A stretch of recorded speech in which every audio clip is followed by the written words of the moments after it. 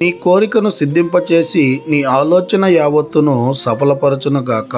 కీర్తనలు 20వ అధ్యాయం 4వ వచనం. ప్రియమైనటువంటి దేవుని బిడలారా, ఈ ఉదయకాల సమయంలో నువ్వు ఏ కోరికైతే కోరుకుంటున్నావో ఆ కోరికను ఆ దేవాది దేవుడు సిద్ధింపచేసేటువంటి వాడిగా ఉన్నాడు. నువ్వు ఏ ఆలోచన అయితే కలిగి ఉన్నావో ఆ ఆలోచన యావత్తును ఆ దేవాది దేవుడు సఫలపరిచేటువంటి వాడిగా ఉన్నాడు. అయితే మనం కోరుకునేటువంటి కోరిక దేవునికి ఇష్టకరంగా ఉండాలి. మనం ఆలోచించేటువంటి ఆలోచన విధానము దేవునికి ఇష్టకరముగా ఉన్నప్పుడు అవి తప్పకుండా నీకు అనుగ్రహించేటువంటిగా ఉన్నాయి.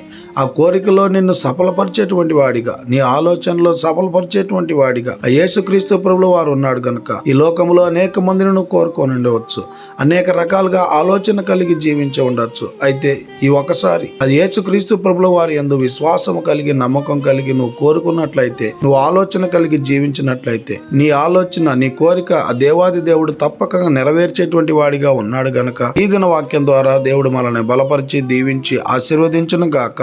ఆమేన్. ప్రార్థన. మమ్మల్ని మిక్కిలిగా ప్రేమిస్తున్న ప్రియ పరలోకమందున్న మా తండ్రి, మీకే కోట్లాది వందనాలు, స్తుతి స్తోత్రాలు ప్రభా. ఈ ఉదయకాల సమయంలో తండ్రి, ఈ వాక్యం ద్వారా మీరు మాతో మాట్లాడినందుకై మీకే కోట్లాది వందనాలు, స్తుతి స్తోత్రాలు.